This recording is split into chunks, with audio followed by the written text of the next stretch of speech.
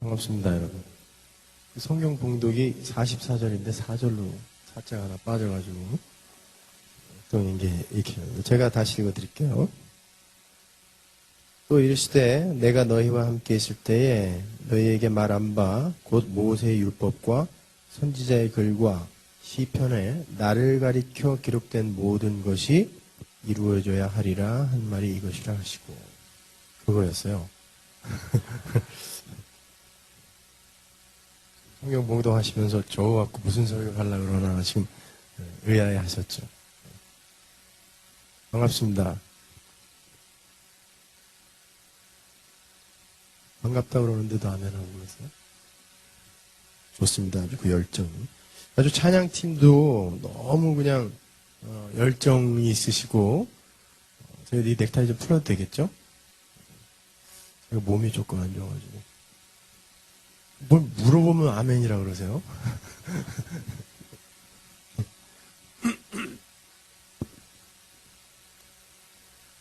이렇게 우림교회 사실 저는 처음 왔는데 여러분들 만나뵙게 돼서 반갑고 우리 한진 목사님 제가 지난번에 처음 한번 뵀는데 정말 신사시고 젠틀하시고 이제 이 우림교회가 한진 목사님과 함께 이제 2기 역사를 써갈 텐데 정말 부흥의 주제대로 건강한 교회, 그리고 또 선교하는 교회. 사실 건강한 교회는 선교하는 교회예요. 그래서 그런 참 하나님 보시기에 아름답고 좋은 그런 교회가 되어지기를 간절히 바랍니다. 여러분 부흥이라는 말이 성경에 어디 나오는지 아세요? 부흥. 하박국에 한 번 나와요. 부흥. 수년 내에 부흥케 하옵소서라는 부흥. 그 부흥은 사람이 많아지고 또 교회가 부자가 되고 건물을 크게 올리고 하는 그런 의미가 아니라 하나님께서 우리를 이제 하나님이 기뻐하시는 성숙한 분량, 아주 장성한 분량으로 성숙시키고 또 완성시켜 가는 데 있어서 부족한 부분을 우리 하나님이 채워주시고 또 하나님이 보시기에 잘라내야 할 부분들을 잘라버리는 거. 그것을 부흥이라 그래요, 사실은요. 그러니까 부흥이라는 건 사실 굉장히 무서운 말입니다.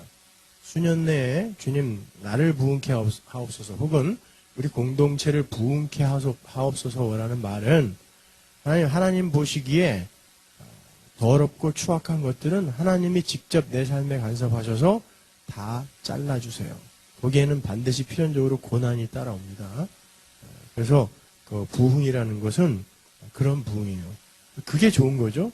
사실 어중이 떠중이 막 모여들어갖고 덩치만 커져가지고 문제만 많이 생기고 나중에 결국은 또 그냥 싸우고 쫓겨나고 나가고 이러는 것보다는 정말 우리 각 사람이 그 하나님의 부흥을 경험해서 하나님이 기뻐하지 않는 부분들은 다 떨어내는 거.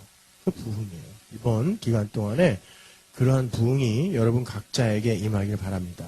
그것이 바로 이 공동체의 부흥이 될 것이고 여러분이 이 LA 아니 전 세계에 하나님의 복음의 횃불을 높이 든 그런 훌륭한 교회로 서게 될 거라고 저는 믿어 싶지 않습니다. 오늘은 사실은 설교를 제가 하기 위한 호석이라고 할까요? 그래서 설교를 잘 듣고 성경을 잘 이해하기 위해서 반드시 우리가 이해하고 있어야 될 부분들을 여러분 물론 다 아시겠지만 그것들을 먼저 제가 간단하게 설명해 드릴 거예요. 그리고 내일 새벽부터 이제 성경을 갖고 강해를 할 텐데 여러분 오늘날 기독교가 굉장히 많이 사람들에게 오해되고 있다는 거 아십니까? 여러분 예수 믿는 사람들이 왜 세상 사람들한테 이렇게 욕먹는 시대가 됐을까요? 오늘날 심지어 그들은 기독교를 개독교라고 부릅니다. 왜 우리가 그런 오명을 뒤집어 쓰게 됐죠? 인터넷 하시는 분들은 아시겠지만 기독교인들이 뭘 하나 잘못하면 인터넷에는 댓글이 정말 수만 개가 달려요. 불교인들이 뭐 잘못해가지고 그 밑에 댓글 그렇게 많이 달리는 거 보셨어요? 왜 이렇게 세상 사람들한테 기독교인들이 욕을 먹을까요, 여러분? 근데 그들이 기독교인들은 이래서 싫어 라고 이야기하는 것들이 다 맞다는 거예요. 그게 더 슬픈 것입니다. 도대체 오늘날 기독교가 방향을 어떻게 잘못 잡고 있기에 이렇게 세상 사람들한테까지도 욕을 먹는 그런 참 오명을 가진 그런 종교가 되었나. 기독교는 그런 게 아니거든요, 원래.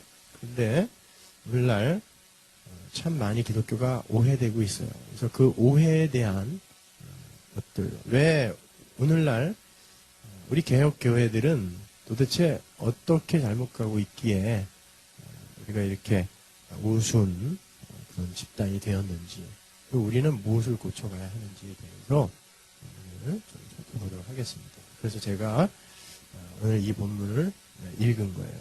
성경은 전체가 무엇에 대해서 기록된 거다? 예수에 대해서 기록된 거다. 나오잖아요. 예수님이 직접 말씀하시죠. 성경, 구약 성경 전체도 바로 예수에 대해서 기록된 거다라고 이야기를 해요. 맞습니까? 구약 성경은 예수님에 대해서 기록된 게 맞아요? 신약 성경은 예수예요. 성경 전체를 관통하는 주제는 예수 그리스도예요. 은혜. 예수 그리스도와 은혜. 그런데 오늘날 기독교는 그냥 복으로 그렇게 한 단어로 요약이 되어버렸어요. 기독교 그러면 그냥 복 받는 것, 복 받는 종교. 그렇게들 알고 있단 말이죠. 그래서 사람들이 예수를 그냥 내가 이 땅에서 잘 먹고 잘 사는데 필요한 수단과 방법으로 동원해서 쓰고 있기 때문에 세상 사람들이 보기에 얄미워 죽겠는 거예요. 저놈들은 천국도 간다 그러고 이 세상에서도 세상 사람들과 전혀 다를 바 없이 어떻게 해서든지 남을 밟고 그 위에 올라가서 자기들만 잘 먹고 잘 살라고 그럽니다. 그러니까 얄미울 수밖에요. 그러니까 개독교라고 하는 것입니다. 과연 기독교는 이 세상에 그런 복을 추구하는 것인가?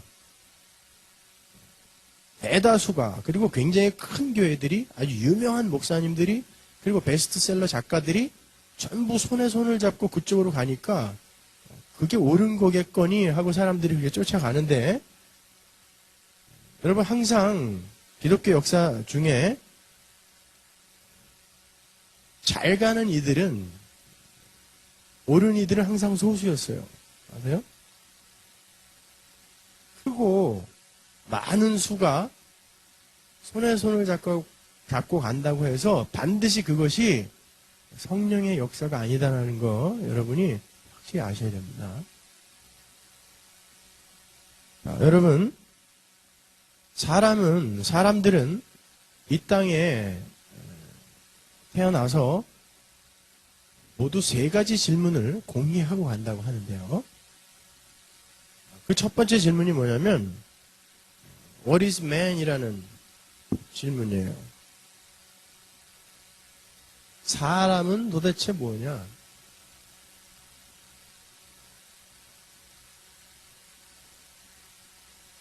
metaphysical question이라고 합니다. 사람은 뭐냐? 사람이 뭐예요? 그런 질문들 한번 해보셨어요? 어렸을 때. 나는 왜 아무 선택도 없이 이렇게 태어났고 이왕이면 내가 굉장히 좀 부잣집에 그리고 굉장히 권세 있는 집에 태어났으면 좋았을 거 아니에요? 아무 선택도 없이 나 보니까 어디 저기 그냥 조그만 도시에 아주 가난한 보잘것없는 집안에 그것도 뭐 한 둘째나 셋째로 이렇게 태어난 사람들 굉장히 이건 불공평하다. 왜 나는 아무 선택도 없이 이렇게 태어나야 되는가? 그리고 이 인간들은 도대체 어디서 와서 왜 살아야 되며 어디로 가야 하는가?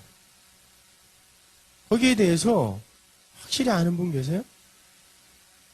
우리가 물론 성경을 통해서 우리는 이제 알게 됐어요. 우리는 어디서 와서 왜 살며 어디로 가는가를 우리는 확실히 알게 되었지만 우리가 성경을 제대로 알지 못할 때 도대체 인간은 무엇이며 어디서 와서 어디로 가는 것이며 도대체 왜 이 인생을 살아야 되는가에 대해서 사람들은 다 질문을 갖고 있어요. 근데 없이 태어난 건 괜찮아요.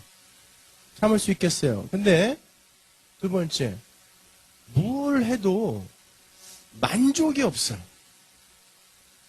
그래서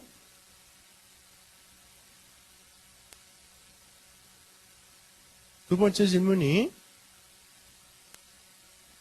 What is our problem? 왜 우리는 행복하지가 않은가? 여러분 돈 많이 벌면 여러분의 인생이 만족스럽습니까?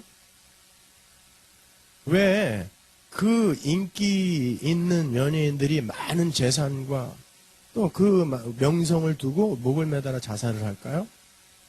왜 그렇게 재벌 회장들, 우리는 감히 상상할 수도 없는 그런 물질을 갖고 수조 원을 갖고 있는 분들이 왜 자기 회사에서 투신 자살을 해버릴까요, 여러분?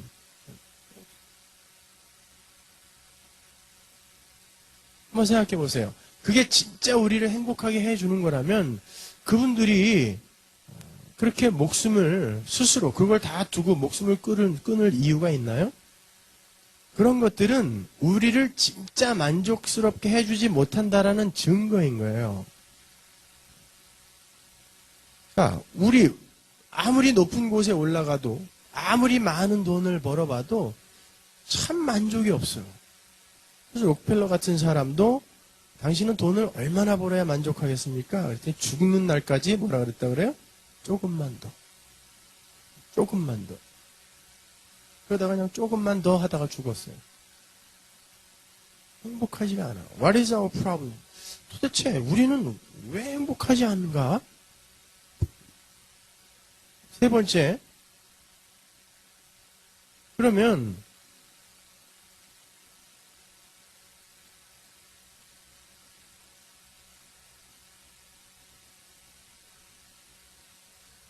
우리는 이 우리의 문제, 행복하지 않다라는 이 문제를 해결하기 위해서 우리가 할 수 있는 일은 무언가?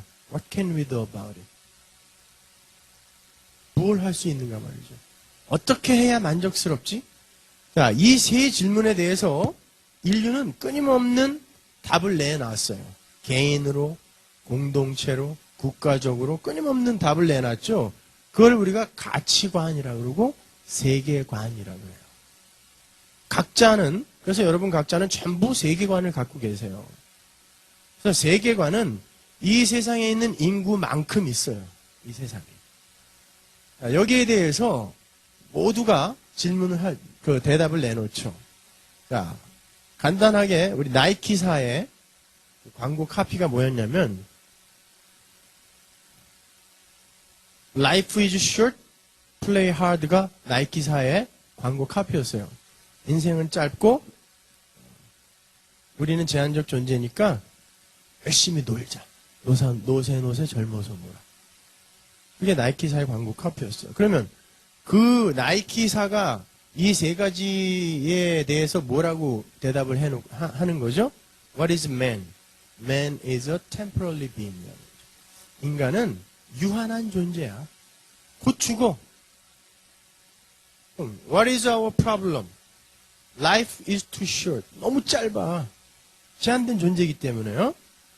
What can we do about it? 뭐예요? Play hard. 열심히 놀자. 열심히 운동하자. 그걸 해답으로 제시하고 있어요. 그게 나이키사의 세계관이에요.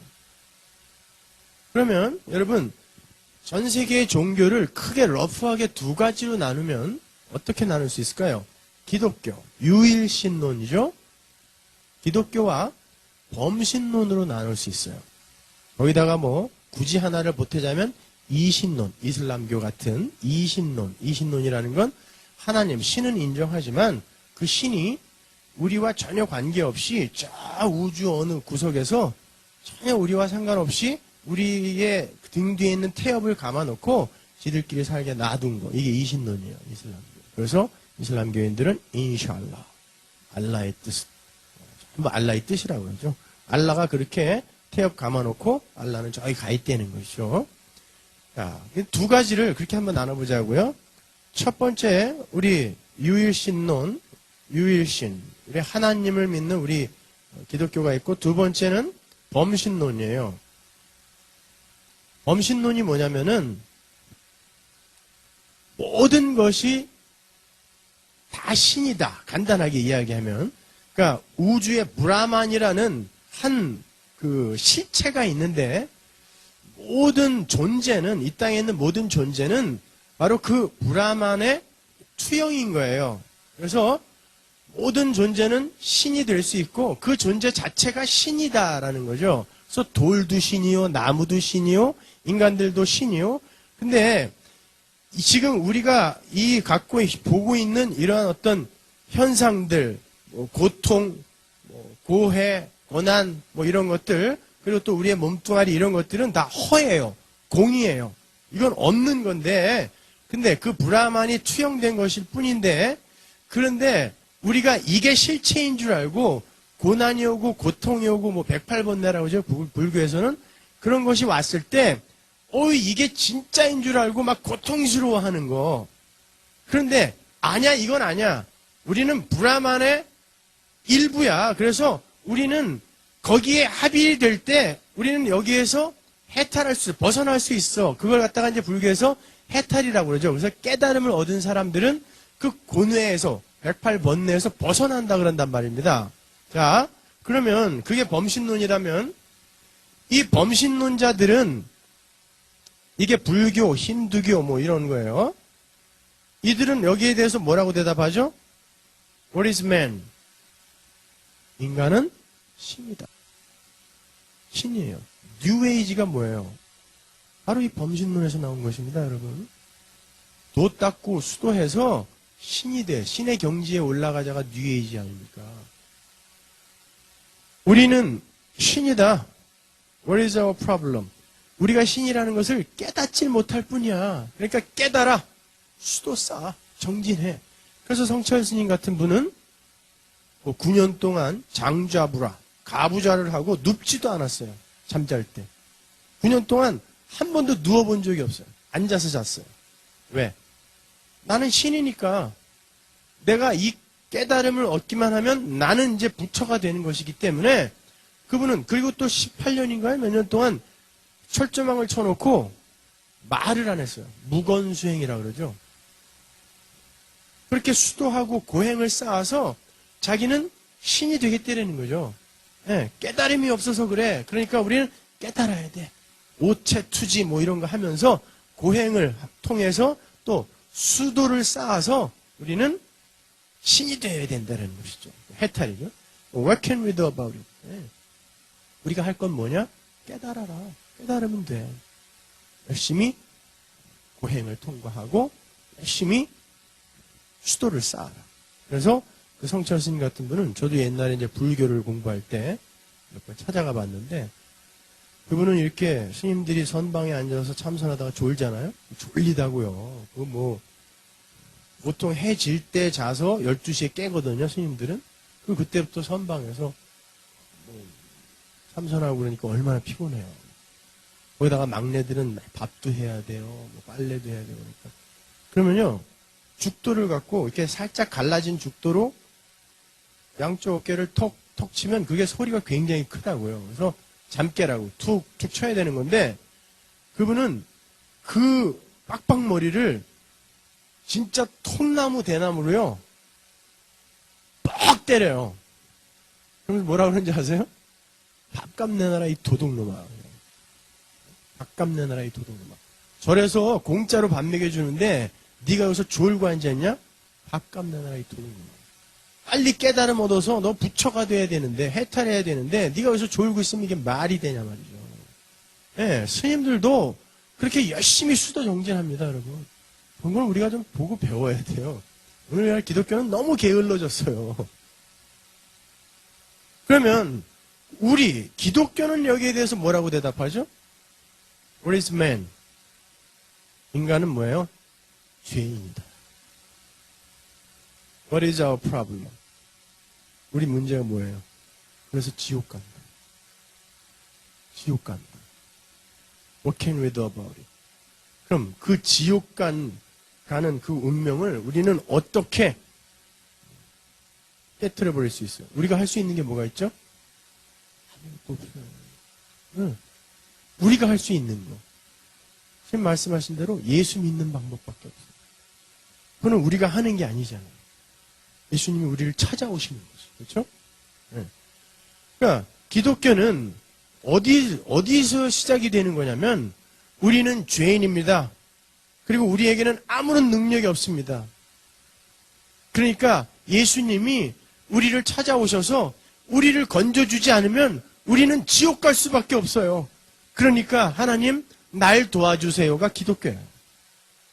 기독교는 여러분 이 땅에서 예수를 수단과 방법으로 동원을 해서 여러분의 소원을 이루는 게 기독교가 아니에요. 기독교는 내가 죄인이었던 내가 이 프로블럼에 빠져있던 내가 이제 그 죄 속에서 건져져서 하나님의 백성으로 성숙되어지고 완성되어지는 것을 목표지점으로 삼아야지 이 땅에서 그런 거는 전혀 관심도 없고 하나님의 백성다운 삶에 대해서는 전혀 관심도 없고 어떻게 해서든지 무슨 씨앗헌금이니 뭐니 11조니 뭐 해가지고 하나님을 얼르고 달래갖고 그분의 능력을 내가 이용하여 내가 원하는 것을 달성해내고 내 소원을 이루고 내 문제를 해결하는 데에 목적을 둬서는 안 된다는 것입니다. 그런데 오늘날의 기독교는 우리의 삶과 우리의 신분에 대해서는 별로 관심을 갖고 있지 않고 어떻게 해서든지 이 세상 사람들이 원하는 똑같은 그런 세상의 힘을 어떻게 하면 많이 얻을 수 있을까에만 관심이 있어요. 그래서 기독교가 세상 사람들에게 그렇게 욕을 먹고 있는 것입니다. 여러분, 우리가 왜 이렇게 불행해졌어요? 여러분, 왜 이렇게 우리가 행복하지 않죠? 여러분, 예수 믿고 정말 행복하세요? 아, 좋아 죽겠어. 난 24시간 그냥 좋아 죽겠어. 내일 막 교회 갈 생각만 하면 막 오늘 밤에 잠도 안 와. 그런 분 계세요? 저 말고? 예수 믿으니까 너무 좋으세요, 그렇게? 그리고 모든 일이 여러분 생각대로 다 잘 되나요? 그냥 내 일이 예수 믿었는데도 불구하고 내 일이 잘 안 되면 내가 믿음이 없어서 그래. 아, 사람들 너무 착해요. 제가 보면 우리 한국 사람들 너무 착해갖고 뭐 자기 일이 안 되면 그냥 자기 믿음이 없어서 그렇다고 생각하지 원래는 예수 믿은 하나님이 다 잘되게 해줘야 되는데 내가 믿음이 부족해서 그냥 이렇게 되는 거지. 이렇게 다 그냥 자기 탓이라고들 이야기하는데 여러분 왜 우리가 이 지경에 빠지게 된 거예요? 우리 인간이. 여러분 원래 인간은 여러분 창조의 목적이라는 걸 아세요, 여러분? 우리가 왜 창조됐어요? 하나님은 우주와 인간을 왜 창조하셨습니까? 생각해보세요. 여러분 창세기 1장 1절과 창세기 2장 4절을 누가 찾아서 한번 읽어주세요. 창세기 1장 1절과 창세기 2장 4절. 우리 기타리스트 집사님 한번. 창세기 1장 1절 찾는데 이렇게 오래 걸린단 말이에요?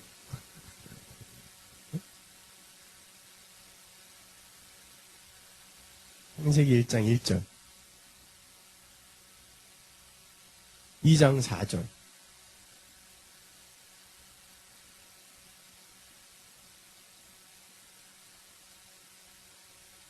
네. 여러분, 창세기 2장 4절은요, 반으로 나누어서 앞에 부분은 이 앞쪽에 붙고 뒤에 부분은 이 뒤쪽에 붙어요. 그런데 태초에 하나님이 천지를 창조하시니라 하고 창세기 2장 4절의 그 내용하고 앞부분하고 단어들이 똑같아요.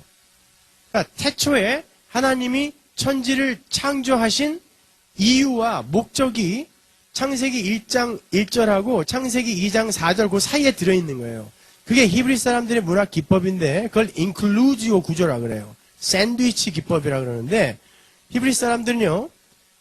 가운데에 어떠한 것들을 그 샌드위치 속이잖아요. 그걸 놓고 양쪽에다가 빵을 대가지고 그 가운데를 공부를 하게 되면 그 양쪽의 빵의 이유와 목적을 알 수 있게끔 그러한 문학 기법을 종종 사용하거든요. 그러니까 창세기 1장 1절과 창세기 2장 4절 사이의 것, 그것을 공부하면 하나님이 왜 우주와 인간을 창조했는지가 명확히 나와요. 창세기 1장 1절하고 2장 4절 사이에 무슨 내용이 있어요? 첫째 날, 둘째 날, 셋째 날, 넷째 날, 다섯째 날, 여섯째 날 창조하시고 일곱째 날 안식하셨다. 그게 끝이에요. 그러면 그게 뭐예요? 그게 뭐예요? 그게 하나님의 천지창조의 목적이에요? 여러분 보세요. 하나님이 첫째 날 빛이 있으라 하셨어요. 그러니까 그 빛이 있으라 하기 전에 이 세상의 모습이 어땠다 그랬죠? 혼돈과 공허와 흑암. 그죠? 혼돈이라는 것은 formless예요. 폼이 없는 거예요. 스트럭처가 없는 거예요. There's no structure. 그러니까 스트럭처가 없는 거고, 공허는 empty예요. 컨텐츠가 없는 거예요. 그러니까 폼도 없고 스트럭처도 없고 내용도 없어요. 이 물컵에 이 컵이 스트럭처고 물이 내용이잖아요. 근데 스트럭처도 없고 폼도 없고 내용도 없어요. 그게 혼돈과 공허예요. 그럼 무슨 말이에요? 없다는 거예요. 아무것도 없는 상태. 그게 흑암이에요. 아무것도 없는 데에다 하나님께서 지금 무슨 일을 하시는데 첫째 날 빛이 있으라 했어요. 그런데 그 빛과 함께 하나님이 조금 능력이 모자라셨나? 어둠이 공존해요. 그렇죠? 그래서 빛을 낮이라 하고 어둠을 밤이라 한단 말입니다. 둘째 날 궁창 위의 물과 궁창 아래의 물을 나누세요. 그리고 이 궁창은 하늘이에요. 하늘. 셋째 날 물과 묻을 나누세요. 이 첫째 날, 둘째 날, 셋째 날 창조는요, 이 자체 내에 하나님의 언약을 함의하고 있는 거예요. 하나님은 어둠을 몰아내고 빛만 남아있는 세상을 반드시 만드시겠다라는 게 첫째 날이고, 하나님은 이 하늘을 사이로 위의 것과 아래 것이 갈라져 있는 이 상태를 언젠가 휘장처럼 하늘을 찢어 하늘과 땅이 연합이 되는 그 세상을 이루시겠다라는 언약을 둘째 날에 담고 있는 거예요. 이 성경에 보면 하늘을 휘장이라고도 이야기하고 커튼이라고도 이야기하고, 그것은 이제 나중에 성막으로 가면 물두멍으로 비유가 되는데, 이 휘장이 언제 찢어졌어요? 예수님의 십자가. 그죠? 거기서, 그러니까 예수님의 십자가로 하늘의 것과 갈라져 있는 하늘의 것과 땅의 것이 연합이 되는 그날을 내가 이룰 거야 라는 언약이 여기 들어가 있는 거예요. 셋째 날 물과 묻을 나누는 건 성경에 보면 항상 물은 바다, 홍수, 풍랑 이런 것들은 뭘 상징하죠? 저주와 죽음, 심판을 상징한단 말이에요.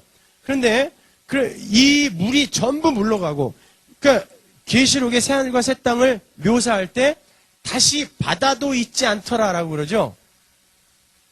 그러니까 물이 다 물러가고 묻만 남아있는 이 묻이 성경에서는 새하늘과 새 땅을 상징하는 거예요. 그래서 이스라엘 사람들이 홍해를 건널 때 그 사람들이 홍해를 건너는데 거기를 마른 땅처럼 건넜다라고 일부러 그런 마른 땅이라는 단어가 2번이나 나오죠. 거기 건너가는데 그 중간에. 그러니까 이렇게 첫째 날, 둘째 날, 셋째 날 혼돈, no structure, formless라고 그랬죠. 거기다가 스트럭처를 세우시는 거예요. 하나님이. 그 다음에 넷째 날, 다섯째 날, 여섯째 날에 이 스트럭처에다가 컨텐츠를 채우는 거죠. 빛과 어두움으로 갈론 이 스트럭처에다가 빛, 해, 달, 별로 채우죠. 그죠?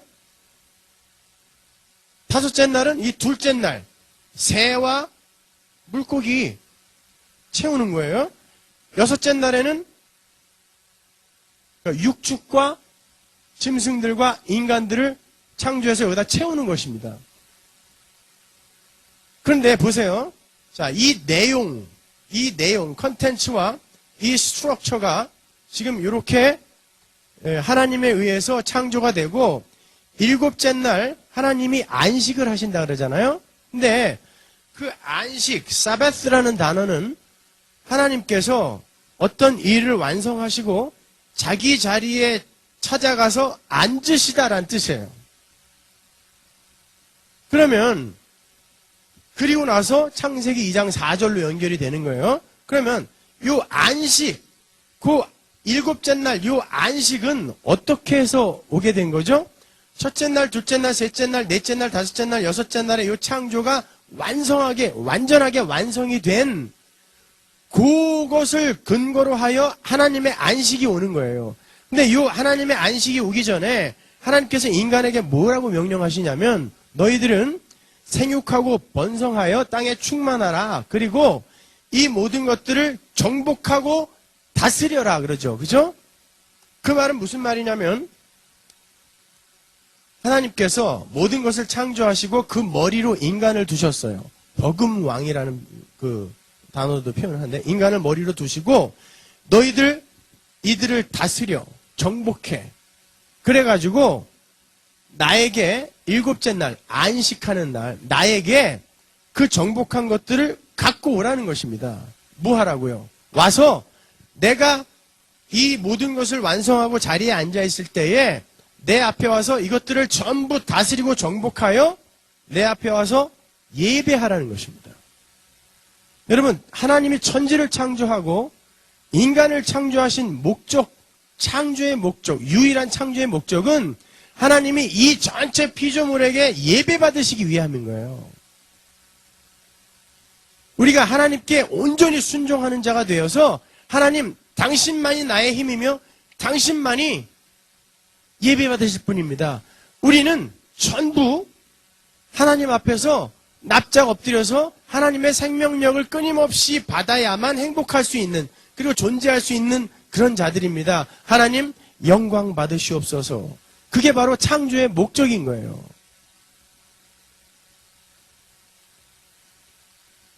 전혀 반응이 없으시네요. 자, 그러면 그게 창조의 목적인데 우리 인간들이 어떻게 됐어요, 지금은? 선악과를 따먹고 하나님의 말을 안 듣고 마귀의 말을 들어서 그 마귀에게 속한 자가 되어버렸죠. 내가 누구의 말을 듣느냐에 따라서 내가 어디에 속하는지가 정해지는 거거든요. 근데 하나님이 분명히 먹지 말아라는 명령을 하셨는데 하나님의 말은 안 듣고 마귀가 와서 먹어 그랬더니 그 말을 들었단 말입니다. 그래서 하나님의 그 충만한 생명력을 아주 풍성히 받아서 비로소 존재하고 그때 가장 행복할 수 있는 그 존재들이 이제는 하나님으로부터 차단이 되어버린 거예요. 그 하나님의 생명력이 뭐냐면은 그게 하나님의 하나님 되심, 하나님의 인격, 하나님의 성품, 하나님의 능력 이런 거거든요. 그걸 성경이 바라크, 복이라고 그래요. 그걸.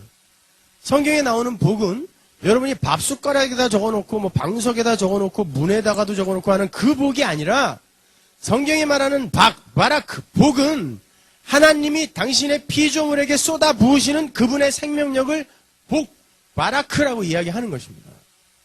그런데 인간이 그 복을 상실했어요. 왜? 마귀에게 속해버렸어요. 하나님의 말을 안 듣고.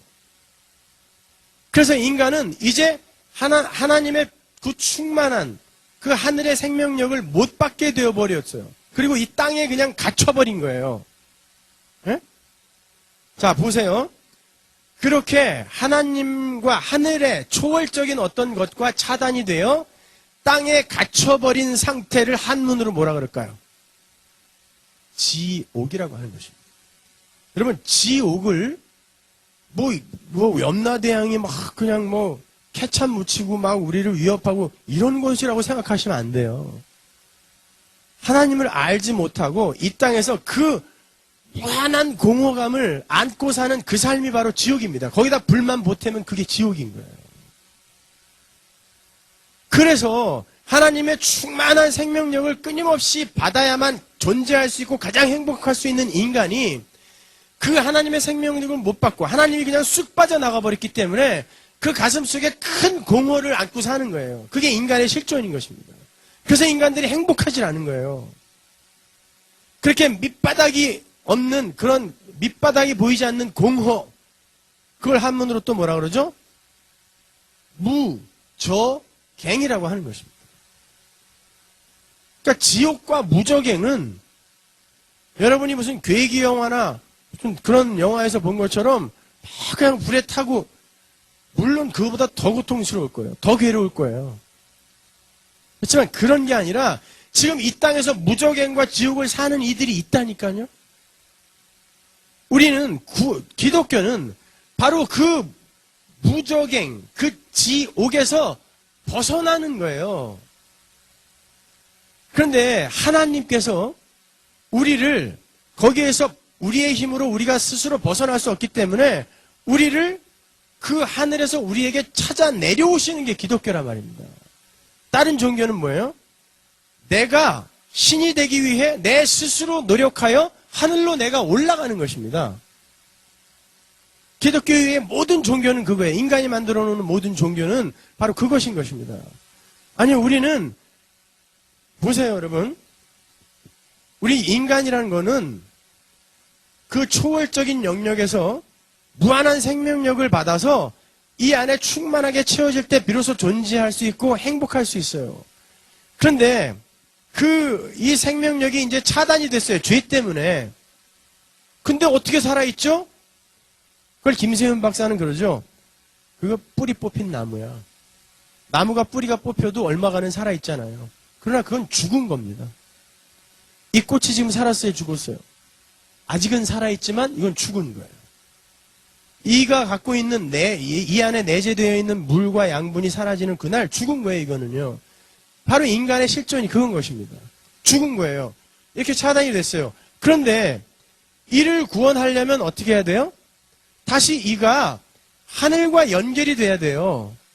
그런데 이 존재의 힘으로는 이 초월 속으로 들어갈 수가 없어요. 그렇기 때문에 이 초월자가 이 인간 세상으로 인간이 되어 내려와야 되는 것입니다. 근데 이 신론은 뭐예요? 신이 얘를 창조해 놓고 여기서 안 오는 거예요. 관심도 없어. 이슬람. 범신론은 뭡니까? 불교와 힌두교는. 이것 자체가 없어요. 인정을 안 하고 여기 안에서 다 해결을 하는 거야. 이게 자체가 신이라는 것입니다. 그러니까 불교에도 구원은 있을 수 없고 이슬람교에도 구원은 있을 수 없어요. 왜? 구원이라는 건 이 초월과 이 땅의 인간이 휘장을 찢음으로 말미암아 연합이 되는 그것이 구원이거든요. 그래서 기독교에만 구원이 있다고 하는 거예요. 기독교를 그래서 배타적이라고 하죠. 사람들이. 왜 니네만 구원이 있냐? 어떻게 산에 올라가는 길이 한 길밖에 없어? 일로 올라가도 되고 절로 올라가도 되고 뒤로 올라가도 되는데. 근데 성경은 분명히 얘기해요. 천하 인간에게 구원 얻을 이름을 예수 이외에 준 적이 없다라고 이야기합니다. 근데 오늘날은 모든 교회가 화해를 하자 그래요. 굉장히 인간적인 것 같고 굉장히 그 포용력 있는 것 같지만 그게 마귀의 속삭임인 것입니다. 어떤 것으로도 인간은 이 무저갱, 지옥의 상태에서 벗어날 수가 없어요. 그래서 하나님은 우리에게 당신의 아들을 보내신 거예요. 인간의 몸을 입히고 이 땅에 보내신 것입니다. 그리고는 우리의 모든 죄를 이 초월자인 하나님에게 전가를 시켜버렸어요. 그리고는 십자가에서 그 죄를 전부 도말해버렸어요. 심판을 해버렸거든요. 예수를 여기다가 달아가지고. 이분이 하나님이 아니면 이 땅에 하나님이 창세전에 택해놓은 모든 하나님의 백성들의 죄를 전부 짊어질 수가 없어요. 어떤 인간도 그건 안 돼요. 그렇기 때문에 이분은 하나님이어야 돼요. 그러나 인간을 대표해야 되기 때문에 인간이셔야 돼요. 개가 고양이들의 대표가 될 수는 없잖아요. 그렇죠? 코끼리들의 대표로 지렁이가 나올 수는 없잖아요. 마찬가지로 사람의 대표로는 사람이 나와야 돼요. 그래서 예수님은 완전한 사람이고 완전한 하나님이실 것입니다. 그래야만 돼요. 어떤 분들은 속으로 지금 그러죠. 그게 말이 되냐? 어떻게 하나님이 이 땅에 사람으로 와서 자기의 죄를 내 지금 2000년 후에 태어난 내 죄까지도 어떻게 다 짊어질 수 있냐? 그리고 이분이 난지 8일 만에 할례를 받는 걸 시작으로 하나님이 요구하는 모든 율법을 전부 지켜내갖고 우리에게 임퓨테이션, 전가시켜줬어요. 그래서 우리는 지금 죄의 문제도 해결이 됐고 우리가 얻어야 하는 의의 문제까지 해결이 된 거예요. 우리가 그렇게 도저히 못 살기 때문에 하나님이 예수님에게 너 이렇게 살아 라고 시킨 다음에 그래서 난지 8일 만에 예수님이 할례도 받은 거예요. 그때부터 사람은 율법을 지켜야 되거든요. 그래서 아기로 온 거예요. 그냥 십자가만 질 거면은 한 25살 청년으로 와도 되잖아요. 근데 왜 예수님이 똥 싸고 오줌 싸는 아기로 왔겠습니까? 인간에게 내려진 율법이 난지 8일 만에 할례 받는 것부터 시작이 되어지기 때문에. 그래서 누가복음에 보면 정결례식 행하러 올라가시고 초막절에 올라가시고 유월절에 올라가시고 다 지켜내는 거예요. 예수님이. 심지어 동생들에게 나 안 올라가 그래놓고 살짝 혼자 올라가고 그러잖아요. 요한복음에 보면. 네, 전부 율법을 다 지켜서 여러분들에게 이건 네가 지킨 거야 라고 전가시켜줬어요. 그게 믿겨지세요? 그게 믿겨지는 이들을 그리스도인이라고 하는 것입니다. 그러면 저는 굉장히 정말 자타가 공인하는 회의론자였어요. 돌다리도 두들겨 보는 정도가 아니라 막 밟아본 다음에 그 다음에 한 발 딛는 사람이에요. 저는 모든 걸 의심해 봐야 된다라고 제 동생들에게 가르쳐줬고 우리 후배들에게도 무작정 믿지 마. 모든 걸 의심해야 돼. 우리는 너무 많이 속고 있어. 그랬거든요. 근데 저한테 이게 믿겨져요. 하나님이 이 땅에 내려와서, 왜냐면 저는 불교도 공부해봤고 동양 철학도 공부해봤고, 그래서 저는 여러분 웬만한 이 동양 철학하는 사람들하고 앉으면 그 사람들을 제가 가르칠 수 있는 정도예요. 노자장자 같은 거 아니면 주역 같은 거는요 정말 열심히 공부했어요. 그래서 여러분 생년월일시만 주면은 바로 나와요. 사주가 나와요. 그냥 그건 통계학이니까. 제가 얼마든지 목회를 크게 하려고 그러면 저는 방법을 알아요. 교인들 생년월일시 딱 알아갖고요 그냥 불러다가 예언해주면 돼요. 사람들 기가 막히다 그럴걸요? 많이 맞아요, 그게요. 통계하기 때문에. 하나님은 법칙을 갖고 우주를 운행하시거든요. 그런데 그렇게 많은 종교를 공부해보고 섭렵해보고 또 그런 동양 철학 같은 것들 많이 공부해봤는데 구원을 얻을 수 있는 길은 단 한 군데에서도 발견을 못했어요.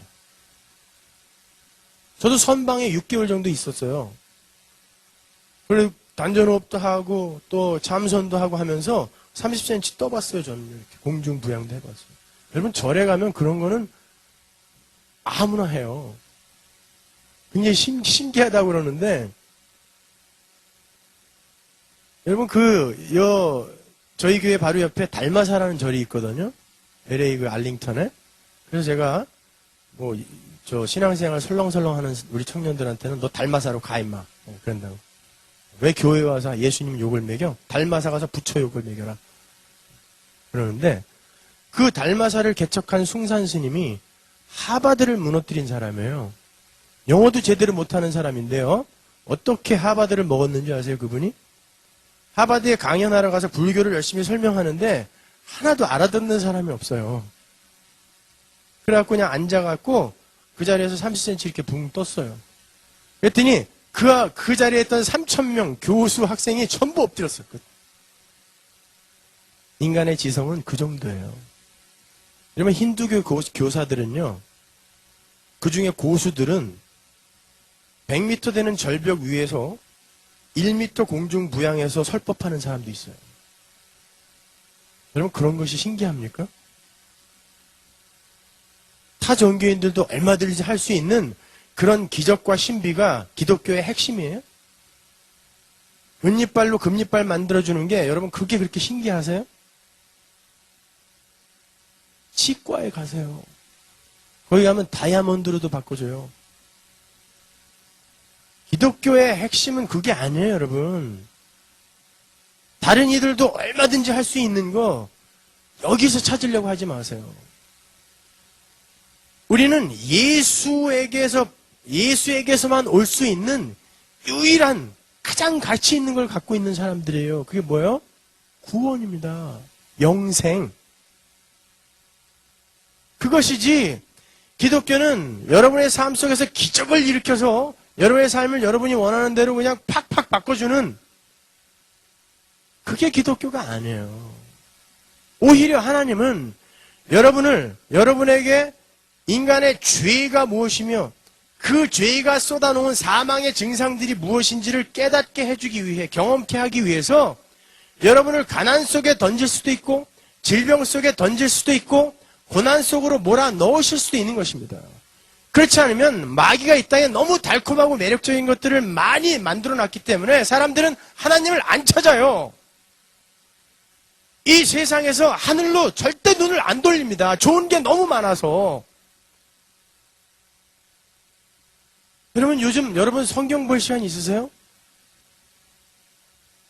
비디오 봐야지, 가끔 영화 봐야지, 골프 치러 가야지. 응? 그리고 어떤 장로님은 토요일 날 밤새도록 사극을 보고 와가지고 기도할 때 하나님을 갖다가 상감마마라고 부르는 사람이 있대잖아요. 응? 상감마마.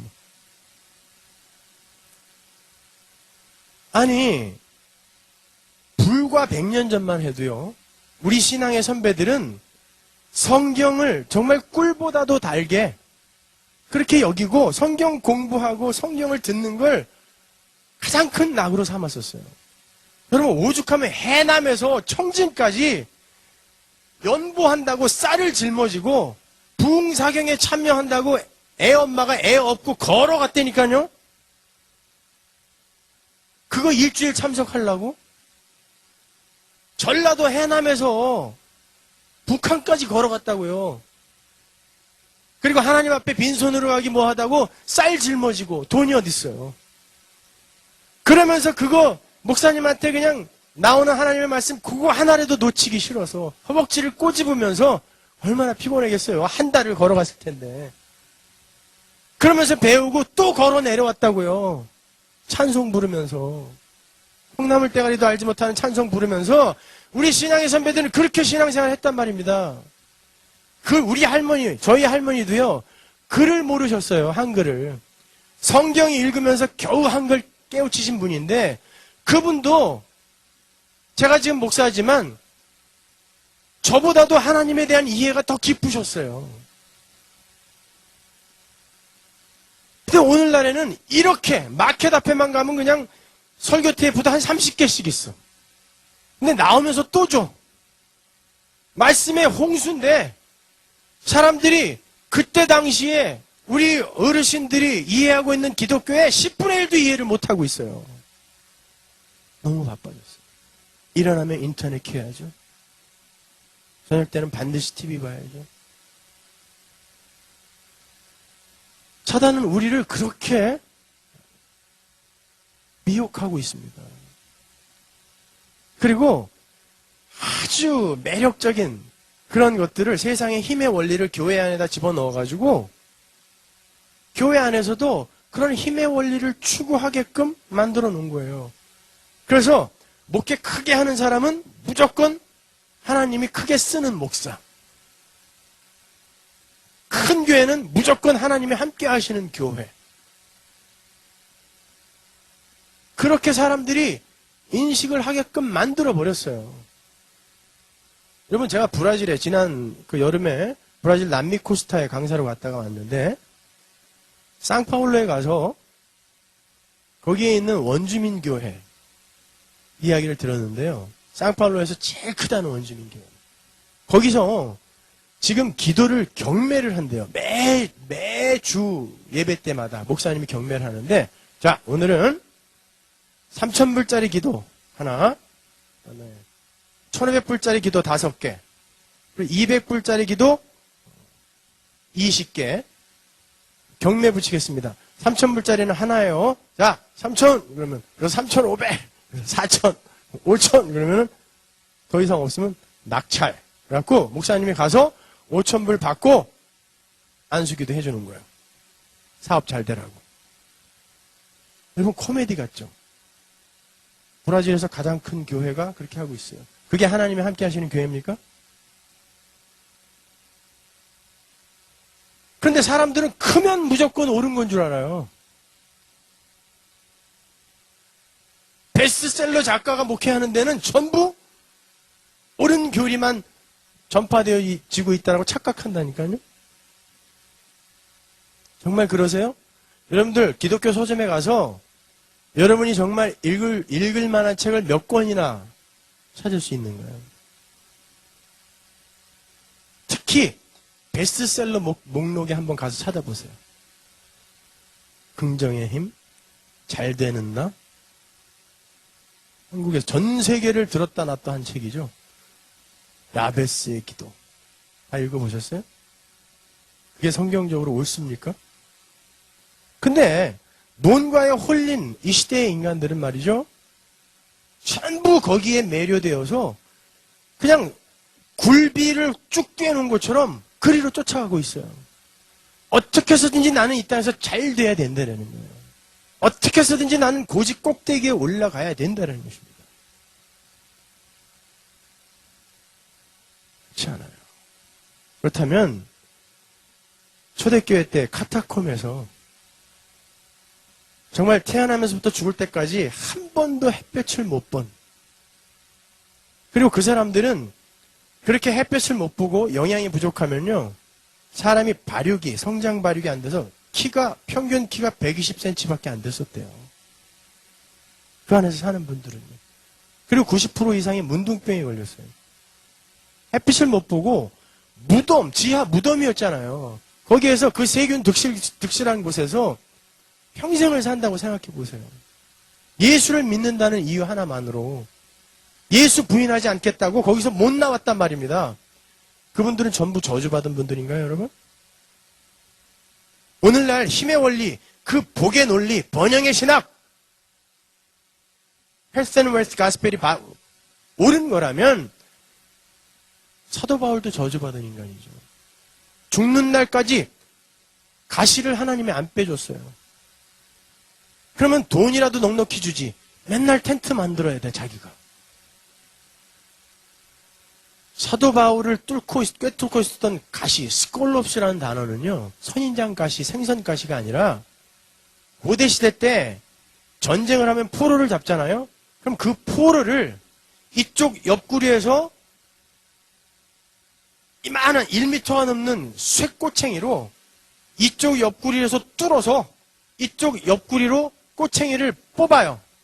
그래갖고 통닭 꿰듯이 꿰갖고 자기 아군 진영에 본보기로 끌고 다녔어요.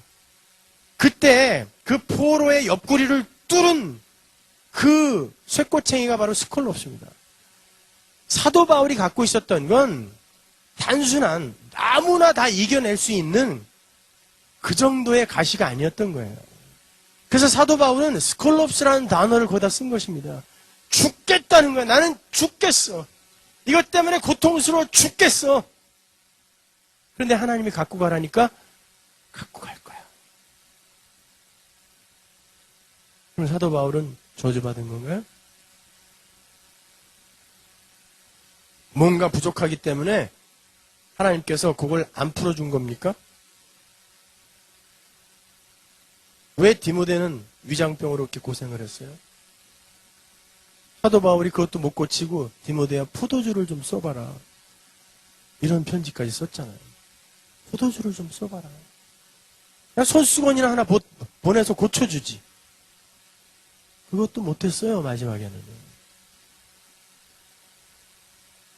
우리 그 성경에 등장하는 그런 사도들의 삶, 그 삶이 정말 복받은 삶이에요? 근데 하나님은 그들에게 복이 있다라고 이야기한단 말이에요. 그럼 구약에 나오는 그 많은 복들은 뭡니까? 부자가 되고 땅이 많아지고 자식이 많아지고.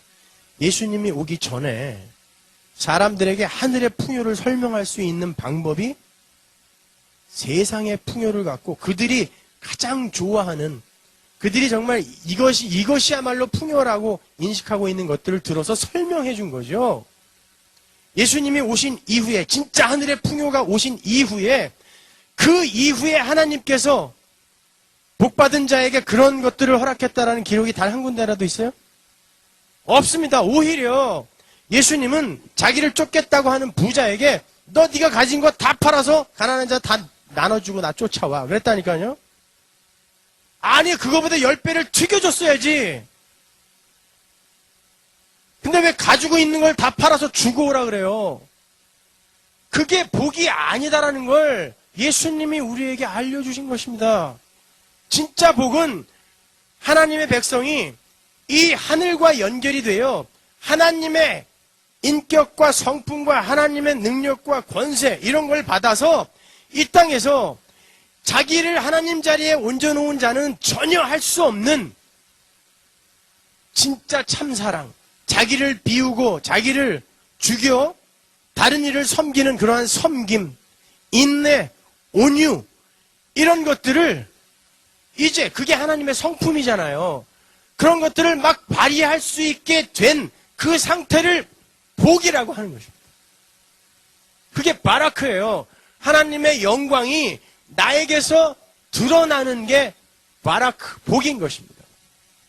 그래서 여러분이 하나님께 영광을 돌린다 할 때 축구 선수가 막 월드컵에서 골대에다가 그냥 골 한 골 딱 넣고 엎드려갖고 하나님 영광 받으옵소서. 그게 하나님께 영광이 됩니까? 심지어 어떤 미스 코리아는 거기서 지인에 당선되니까 이 모든 영광을 우리 하나님께 영광 돌린대요. 하나님이 그렇게 뻘거벗고 수영복 입고 와가지고 영광 돌린다고 그 영광을 받으세요? 영광은, 독사라는 단어는 하나님의 것, 하늘의 것이 피조물에게 가시적으로 나타나는 그 상태를 영광이라고 하는 거예요. 그러니까 여러분이 하나님께 영광을 돌릴 수 있는 유일한 방법은 여러분의 삶 속에서 성령의 열매들을 맺어내는 그 일 이외에는 없어요. 그게 독사입니다. 근데 그런 거에 관심이 없어요. 그러니 전도가 됩니까? 그러니 선교가 됩니까? 세상 사람들에게 여전히 자기도 이 세상의 힘을 추구하는 자로 비춰지고 있어요. 그래서 이익 앞에서는 교인들도 없어. 얼마 전에 제 친구가 애틀랜타에서 이제 가게를 하다가 가게를 팔고 저희 교회로 이제 왔어요. 그 친구는 예수를 안 믿는 사람이에요. 그냥 어렸을 때 친구이기 때문에. 그래서 제가 처음 만나갖고 예수를 좀 믿어라. 내가 목사가 됐다. 우리 교회에 와라. 그랬더니 미안한 말이지만 내가 미국 와서 사기 2번 당했는데 전부 장로였다. 근데 그 중에 하나가 부동산 업자였는데요. 자기 가게를 팔아준 사람이에요. 자기 가게를 이제 이 30만 불에 자기가 샀는데 이제 급히 팔고 LA로 오려고 하니까 그렇게 다 못 받는 거예요. 그래서 그 장로님 보고 알아서 그러면 저는 한 25만 불만 받아주세요. 그리고 나머지는 알아서 하세요. 그랬대요. 그랬더니 그 장로님이 자기 교회 집사 부부를 데리고 와갖고 이거 진짜 싸게 나왔어. 29만 5천 불만 내. 내가 진짜 30만 불인데 5천 불 저 주인한테 얘기해서 깎아줄게. 이렇게 거짓말을 하더라는 거야. 4만 5천 불 먹으려고 자기 앞에서. 그걸 보고 온 얘가 제가 목사인 친구가 야 예수 믿어라 라고 하니까 기가 찬 거예요. 야 니네 교회가 또 그런 사람들만 수두룩하게 있을 텐데 내가 거기 가서 예수를 믿어야 되겠냐? 내가 널 봐서는 교회에 꼭 가고 싶은데 난 도무지 그런 사람들을 봐서는 거기는 가기 싫다. 여러분, 우리가 그냥 띠두르고 마켓 앞에 가서 아무렇게나 뭐 전도지 나눠주고 테이프 나눠주고 그런다고 해서 전도가 됩니까? 전도, 선교라는 것은 하나님의 백성이 이 세상과 구별되어서 이 세상 사람들이 사는 힘의 원리와는 전혀 다른 십자가의 원리로 이 땅을 살아가면서 저들은 뭔가 다르다. 왜 저 상황에서 참지? 왜 저 상황에서 용서를 하지? 저 바본가 봐. 왜 저 상황에서도 저 사람의 발을 닦고 있어? 그러다가 언젠가 나도 저희가 믿는 예수를 한번 믿어보고 싶다. 도대체 저희가 믿는 예수는 누구길래, 어떤 힘을 가진 분이길래 저 인간을 저렇게 변화시켰을까라고 궁금해하게 만드는 데에서 시작이 되는 것입니다. 그렇지 않고 욕먹을 짓은 다 하면서 말로만 맨날 예수 믿으세요. 예수 믿으세요. 오직하면 자식들이 자기 엄마가 얘기하는 예수를 전혀 인정하지 않아. 엄마 밥이나 잘해줘. 예수고 나발이고 밥이나 잘해줘. 엄마가 믿는 예수가 엄마를 그렇게밖에 못 만든다면 엄마, 나도 내가 스스로 도덕책, 윤리책 읽고 그 정도는 나도 할 수 있어. 그러니까 밥이나 잘 차려줘. 자식들한테도 인정 못 받는 그런 신앙생활이 무슨 세상을 바꿔요? 어디에 부흥을 가져옵니까? 여러분?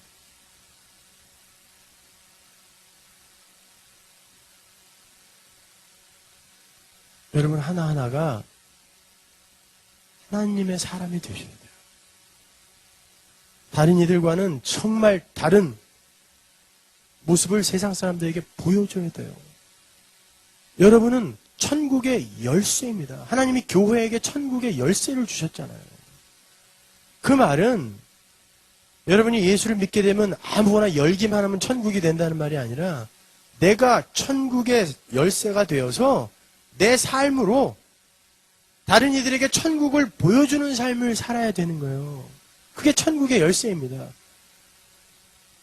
사람들은 전혀 이해 못해요.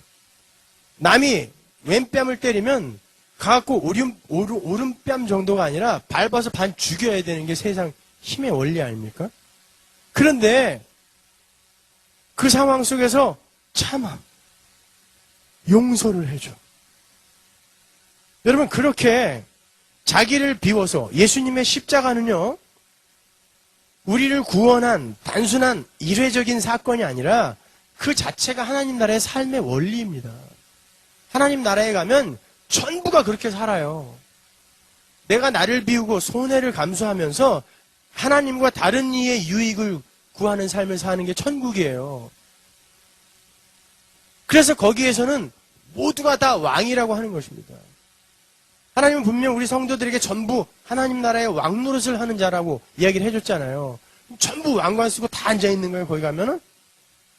그게 아니라 하나님 나라는 나 이외에 예수님까지도 자기를 비우고 자기 것을 털어내요. 하나님과 다른 이웃의 유익을 위해 살아가는 그런 곳이기 때문에 나 이외에 다른 모든 이들이 나를 섬기기에 내가 왕이 되는 것입니다. 그리고 다른 이도 마찬가지예요. 그 사람 이외의 모든 이들이 그 사람을 위해, 그 사람을 섬기기 위해 자기 것을 비워내는 삶을 살기에 거기는 모두가 왕이라는 것이지 전부 왕관 쓰고 날개 옷 입고 홀홀 날아다니는 게 천국 아닌 것입니다. 그 삶을 성도는 이 땅에서 훈련하는 것입니다. 이 땅에서 연습하는 거예요. 그게 기독교인 겁니다. 그걸 신앙생활이라고 하는 거예요.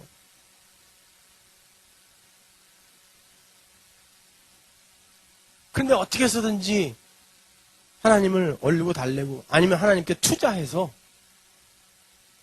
하나님에게 몇 배로 뻥튀기 해서 이 세상의 힘을 얻어내려고 하는 그런 어줍지 않은 무속신앙이 기독교를 먹어버린 거예요. 그건 무속신앙입니다. 샤머니즘이에요. 샤머니즘이 뭐예요?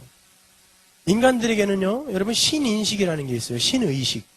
왜냐면, 인간들의 가슴속에는 하나님이 들어있었기 때문에 그 하나님이 빠져나간 자리를 인간은 늘 그리워하게 돼 있어요. 그래서 이 세상 어느 곳에 가도 종교가 다 있는 거예요.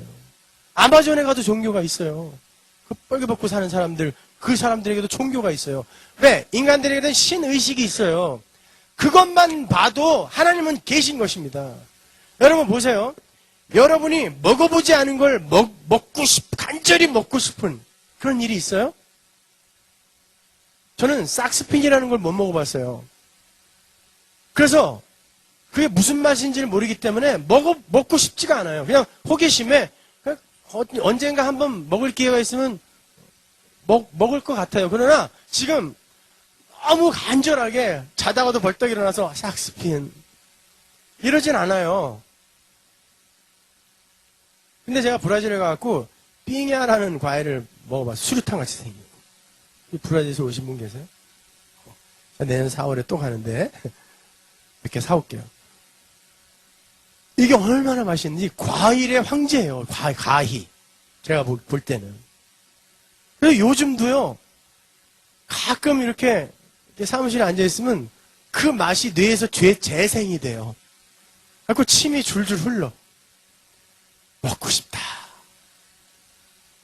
여러분, 모든 인간이 그 가슴 속에 신의식이 있다라는 건 그들이 하나님을 봤다라는 거예요.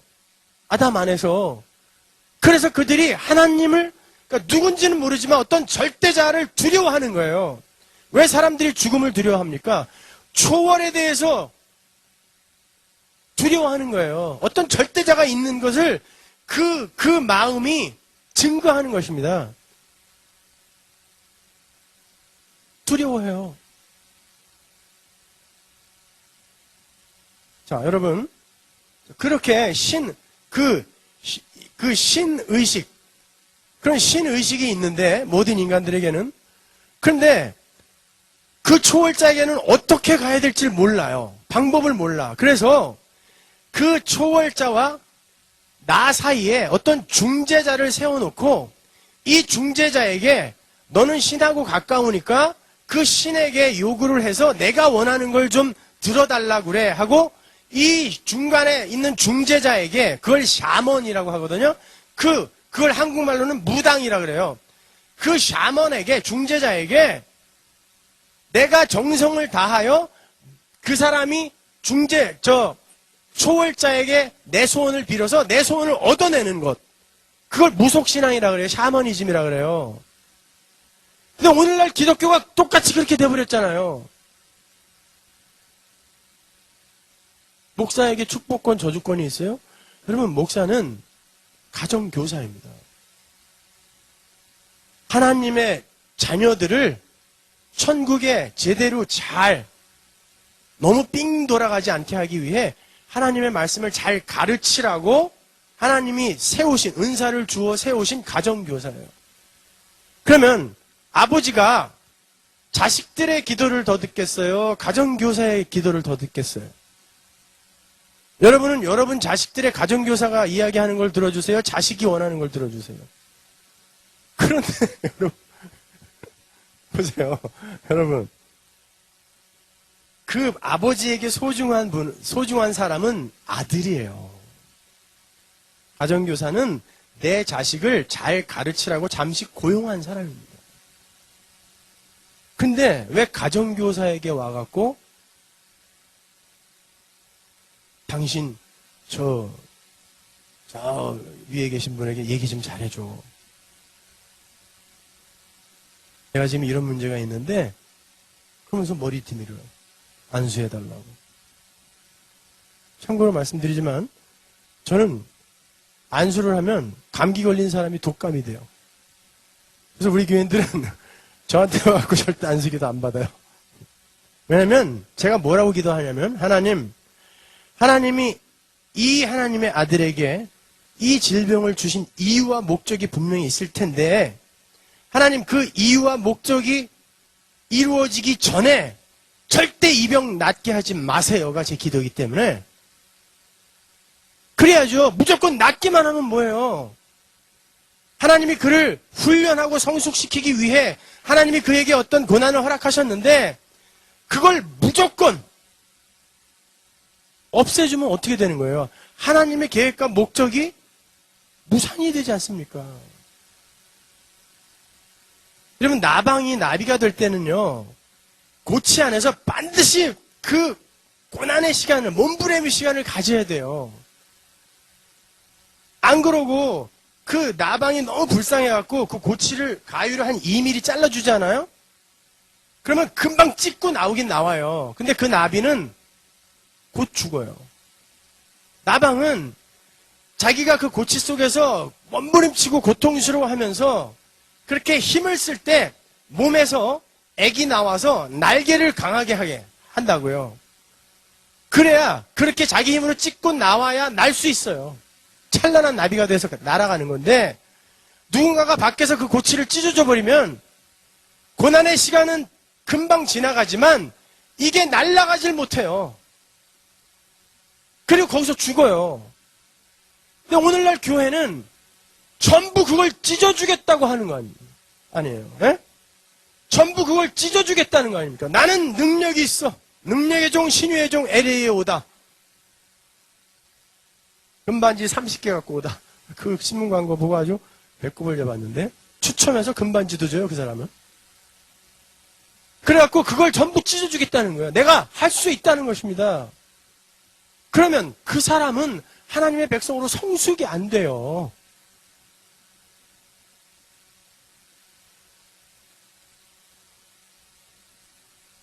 기독교는 고난과 환난과 때로는 하나님이 주시는 복과 기쁨과 행복, 안식 이런 것들을 전부 통과하면서 하나님의 백성다운 자로 지어져 가는 거예요.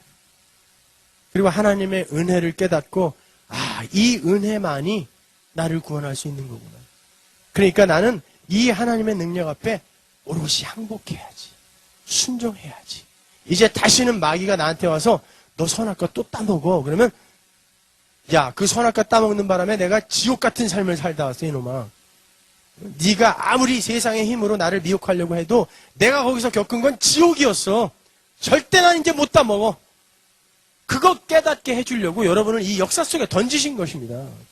그럼 여러분은 이 찰나 같은 인생 속에서 그거 깨닫고 하나님의 백성 나온 자로 하나님의 말씀에 오롯이 순종하는 자로 이웃을 사랑해? 그러면 사랑하는 자로 그렇게 지어져 가면 되는 거예요. 그걸 기독교며 신앙생활이라고 하는 거예요. 그걸 추구하세요. 그래서 성경 전체에 창세기부터 요한계시록까지 예수님만 기록이 되어 있는 거예요. 너희는 무능력하고 불가능한 존재. 그래서 내가 예수를 이렇게 죽일 수밖에 없었다라는 거. 그러니 너희는 이제 나의 말을 들어라. 이게 성경인 것입니다. 그런 맥을 뚫지 못하고 성경을 보면 여러분은 그것을 오늘의 운세처럼 볼 수밖에 없어요. 오늘 나는 성경을 한 장 읽었어. 근데 거기에서 내 마음속에 불현듯 떠오른 단어가 형통이었어. 오늘은 북쪽에서 귀인이 올래나 봐. 그게 오늘의 운세지 뭐예요? 에? 성경은 항상 예수로 결론이 나지 않으면 꽝인 거예요. 십자가로 결론이 나지 않으면 꽝인 것입니다. 여러분이 아무리 많은 기적을 경험했다 하더라도 그건 정말 아무것도 아니에요. 이방 종교에 훨씬 많아요, 기적이. 그런 거에 속지 마시고 예수를 붙드세요. 십자가를 붙드세요. 하나님의 말씀을 붙드세요. 더 진지해지시고 더 성실해지십시오. 그리고 여러분 주변에 있는 사람들에게 예수를 믿는 자는 바로 이렇게 산다라는 예수 믿는 자의 삶을 보여주세요. 그렇게 한 사람 한 사람이 바뀌어 갈 때 진정한 부흥이 하나님의 공동체에 임하게 되는 것입니다. 항상 Great Awakening Movement, 하나님의 부흥은 단 한 사람의 기도와 한 사람의 변화에서 시작이 됐어요. 장대한 교회의 부흥은 길선주 목사님의 회심에서부터, 회개에서부터 시작된 거예요. 스펄전의 시대도 그랬고 조나단 에드워드 시대 때도 그랬어요. 단 한 사람이 무릎 꿇어 기도하고 하나님의 백성다운 삶을 경주하기 시작하자 하나님이 거기에 하나님의 부흥을, 리바이벌을 물붓듯 쏟아 부으셨단 말입니다. 여러분이 그 주인공이 되세요. 누군가가 나에게 해주겠지. 누군가가 앞서서 해주겠지. 아니요, 내가 하는 거예요. 내가 가장 소중한 하나님의 아들이니까. 내가 아들이에요. 그 오죽하면 어떤 분이 그러죠. 오늘날 교회는 꼭 미식 축구장 같대. 미식 축구장 생각해 보세요. 거기에는 정말 꼭 운동이 필요한 8만 명의 군중과 이제는 좀 쉬어야 될 22명의 선수가 열심히 자기의 역할을 바꿔서 열심히 뛰고 있는 거예요. 정작 뛰어야 될 사람은 관중석에 앉아가지고 팝콘이나 먹고 있고 이제는 좀 쉬어야 될 사람들이 계속 뛰고 있어요. 여기서. 여러분이 뛰어야 되는 거예요. 여러분이 하나님의 자녀인 거예요. 정작 창세기부터 계시록까지 예수를 설명하려고 했는데 그건 들어가지도 못하고 서론하다가 1시간 반이 갔어요. 아무튼 끝날 때까지 전부 설명을 하겠습니다. 그러니까 주일날 저녁 때까지 빼먹지 말고 오세요. 기도하겠습니다.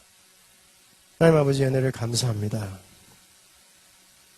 그리스도의 삶에는 절대 우연이 없다라고 말씀하셨습니다.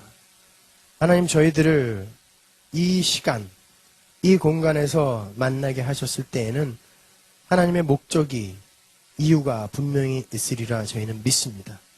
하나님, 그 하나님의 계획과 목적이 우리가 만나는 이 시간 동안에 모두 다 완벽하게 성취되고 이루어지게 하여 주시옵소서. 하나님의 위로가 임하고 격려가 임하며 또 우리가 이 땅을 살아갈 수 있는 힘과 용기가 우리에게 물붓듯 쏟아 부어지는 그러한 축복의 시간 되게 하여 주시옵소서. 예수님의 이름으로 기도합니다.